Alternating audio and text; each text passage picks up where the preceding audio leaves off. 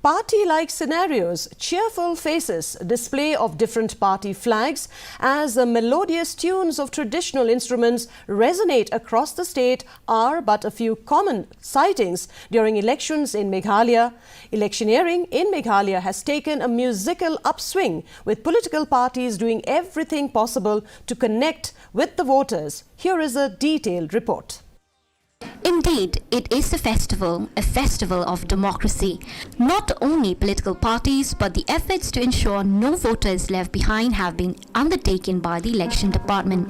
Music and culture embody the spirit of Meghalaya, often considered as one of the musical hubs of India. Making sure that music is a part of the process, the election department will soon have a song ready.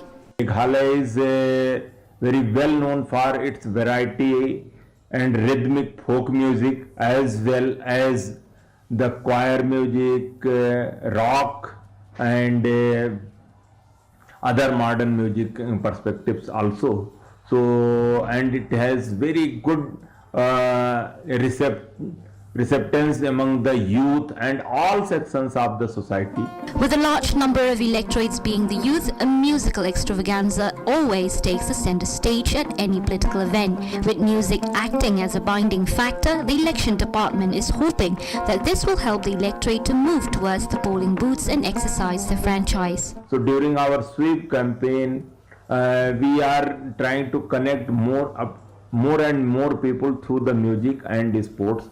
So in the all languages like Garo, Khasi, the Jaintia dialect, as well as with Hindi, English, some remix music to carry forward our messages, to appeal the people, to mobilize them, they should come forward to cast their vote. This election season, music is in the air as it has become a part of every political event, from western to folk songs, musical note, runoff, every poll-related program in which candidates and political leaders are making an attempt to woo voters. Bureau Report, DD News, Shillong. And now here is the weather report.